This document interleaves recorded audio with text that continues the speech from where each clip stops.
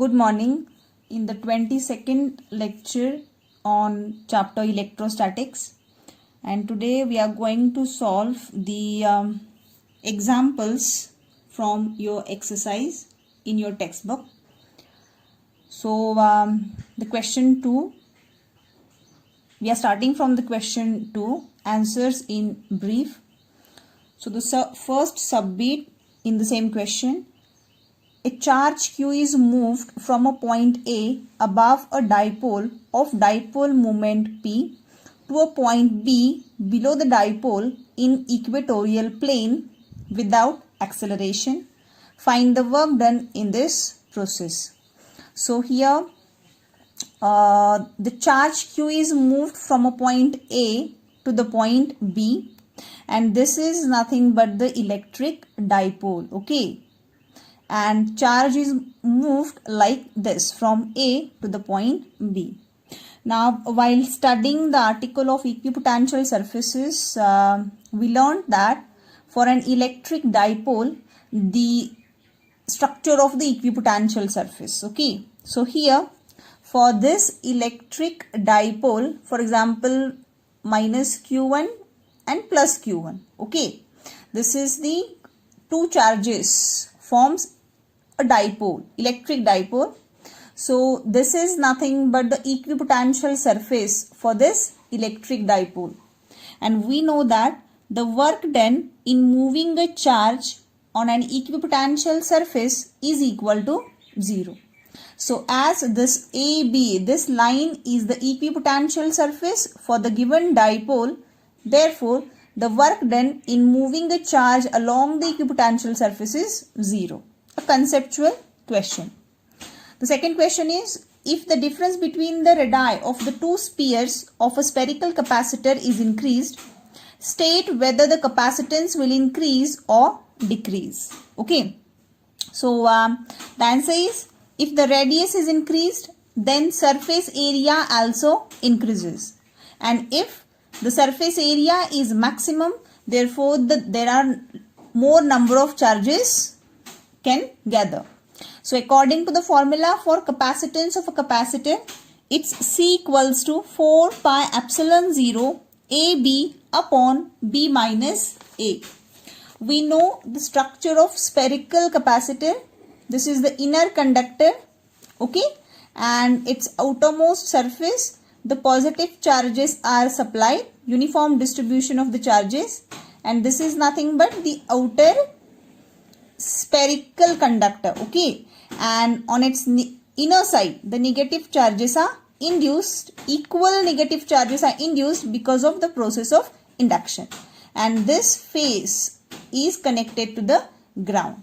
Okay, so A means the radius of the first conductor and B is nothing but the radius of the second conductor.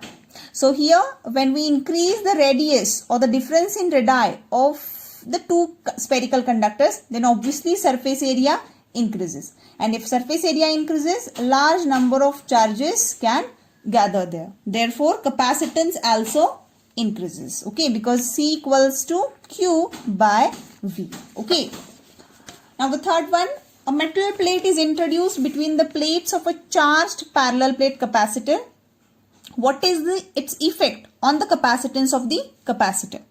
That is, they are asking that what is the effect of the dielectric. Okay, but not a dielectric. Here they have introduced a metallic plate. Okay, so if air is there in between the plates of the capacitor, then the formula for capacitance is A epsilon 0 upon D. And when we introduce a metal surface, the capacitance of the capacitor reduces to the equation A epsilon 0 D minus T. So when we compare these two equations, the denominator is less here. So obviously with the introduction of the metallic plate, because metallic plate has dielectric constant as infinity. So you go to that article while studying the theory. We are already studied that article. So for a metal, dielectric constant is K. So we'll get the equation C metal is equal to A epsilon 0 D minus T. So as the denominator is less here, therefore the capacitance will increase. Okay. So obviously capacitance of a capacitor increases because effective separation between the plates is decreased from D to D minus D. D means the separation between the two plates of a parallel plate capacitor. Now the fourth one is the conceptual question. Just read it. Okay. Now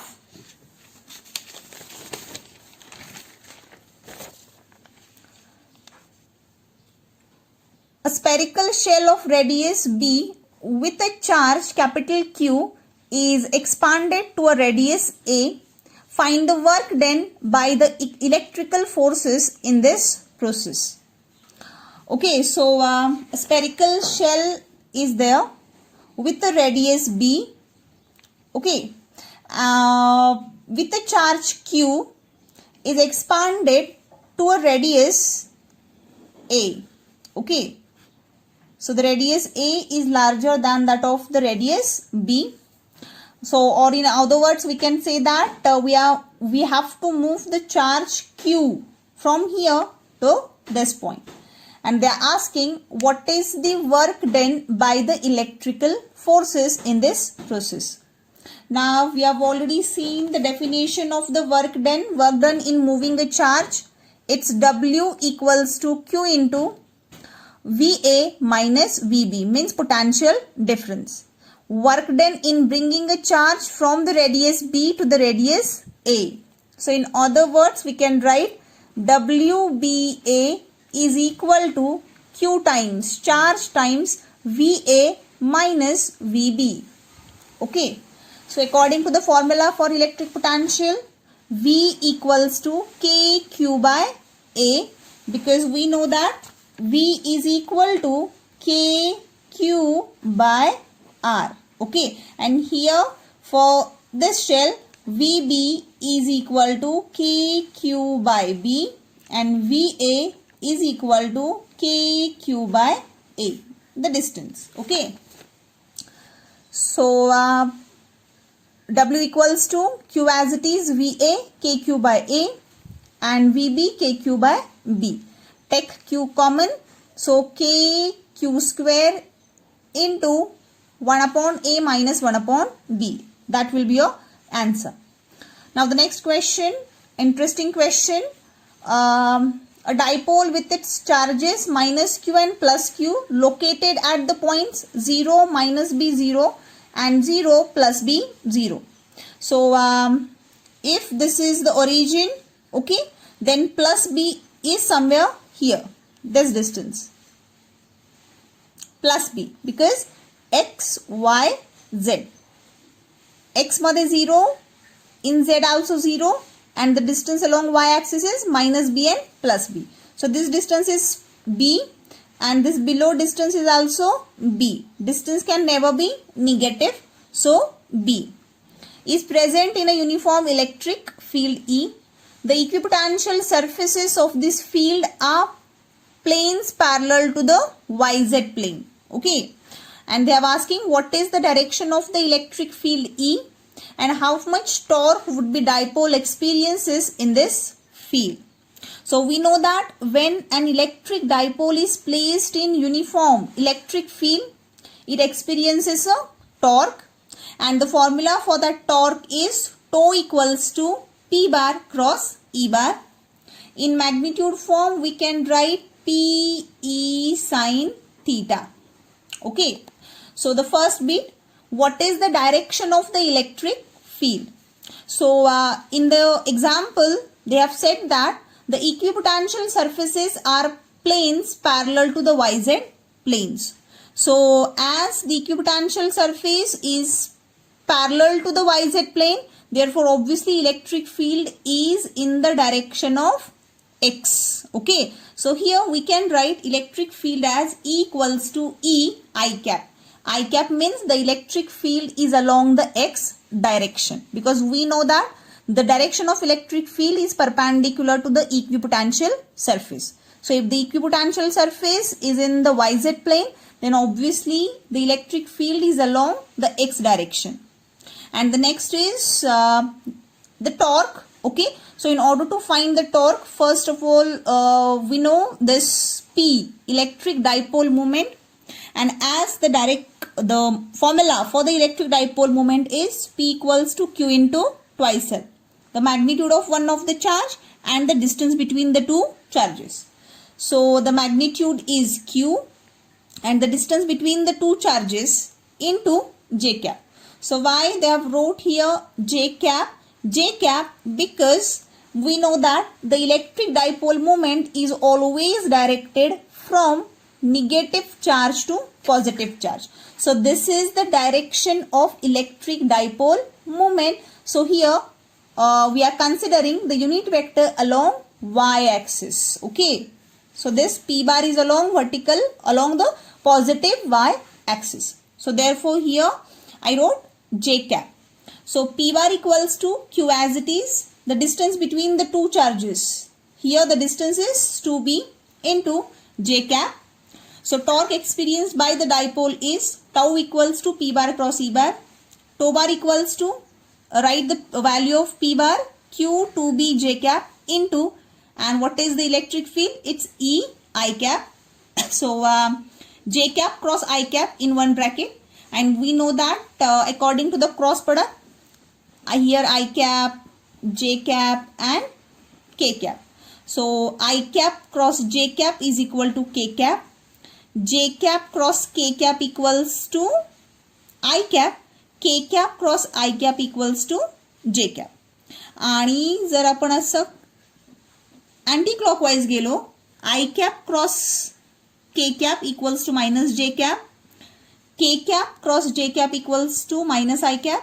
And J cap cross I cap equals to minus K cap. So your final answer will be tau bar equals to 2QBE into minus K cap. Okay. Now next. Three charges minus Q, plus Q and minus Q are placed at equal distance on straight line. Here there is a straight line, minus Q, plus Q and minus Q. The charges are placed at equal distance. So suppose the distance between the first two charges is A. So obviously the distance between the remaining two charges is also A. And the distance between first and the third charge is twice A. Okay. So if the potential energy of the system of the three charges is 0, this is the condition which is given in the example, then what is the ratio of capital Q upon small q? So while studying the electrical potential energy, I have already taken the examples on this article.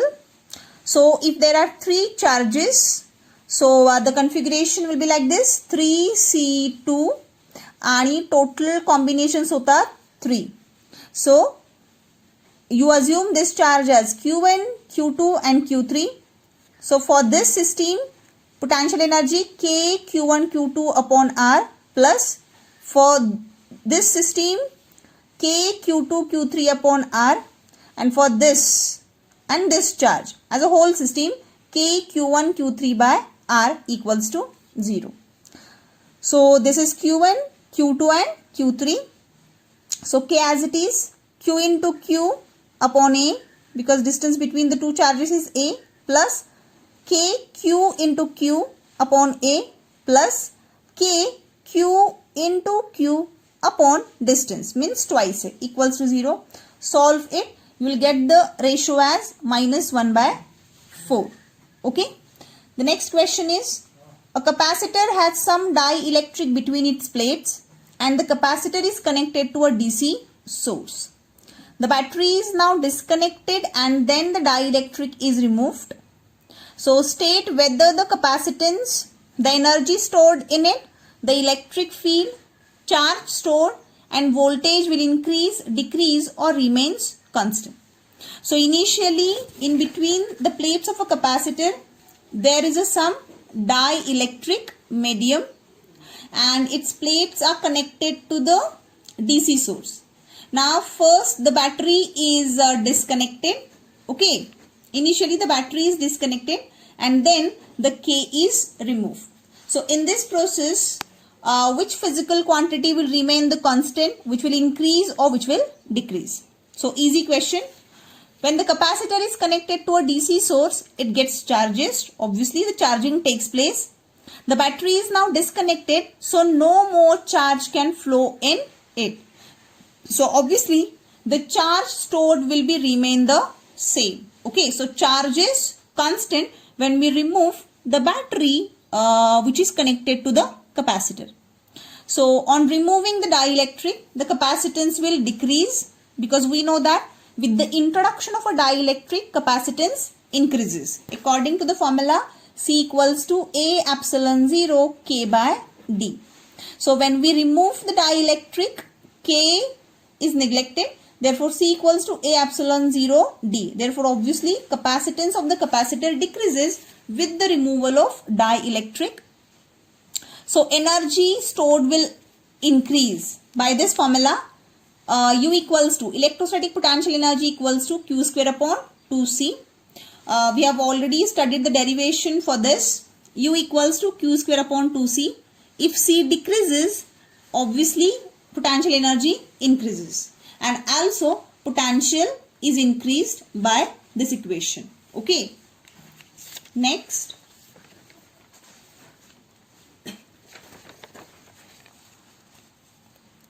Find the ratio of the potential differences that must be applied across the parallel and series combination of two capacitors C1 and C2. So two capacitors are there. Initially they are connected in parallel combination. So we know that for parallel combination, the effective capacitance is obtained by the formula Cp equals to C plus C equals to 2C, because the capacitors are parallel, equal capacitors. So for series combination, Cs equals to C, use this formula and find out the effective series combination capacitance, which is C by 2. With their capacitances in the ratio 1:2, so that the energy stored in these two cases becomes the same. And they are asking the ratio of the potential differences that must be applied across the parallel and series combination. So here for Vp is the potential difference and Vs is also potential difference, but for parallel and series combination. So when capacitors are connected in parallel and series combination, so that energy stored in both the cases becomes equal. The given condition, so that the energy stored in these two cases becomes equal. Therefore, find Up, Us, and thereby by doing this calculation, you will finally reach up to the result Vp upon Vs equals to half. The potential energy in the parallel combination is equal to potential energy stored in the capacitor in the series combination. You can use this condition and reach to the final answer. Okay. Now the next example, the two charges of magnitudes minus 4q and plus 2q are located at points 2a, 0 and 5a, 0 respectively. What is the electric flux due to these charges through the sphere of radius 4a with its center at the origin? Now this is the most interesting example from the chapter, conceptual, and it take less time to solve it. Just understand the logic behind the example. The radius of the sphere is 4a. So obviously this distance, if we assume this is the center of the sphere, then here the point is of 4a, because this is the radius of the circle, and the 2 points are located. The first is 2a, 0, means along the x-axis 2a. So assume here there is 2a, and obviously here 2a, this is 4a, so obviously it's nothing but the 5a. Okay. Minus 4q charge is located at 2a and plus 2q charge is placed at 5a, and they are asking what is the electric flux due to these charges. So we know that according to Gauss theorem, the electric flux through a closed surface is equal to the net charge enclosed by the closed surface divided by epsilon 0. Now this point 5a or the charge 2q is outside the sphere. So it does not contribute to the electric flux. Okay. So here the electric flux is contributed only by this inside charge. Okay. Which is inside this closed spherical surface. So obviously the net charge inside the closed surface is minus 4q divided by epsilon 0. And this is nothing but the electric flux. Okay. Thank you.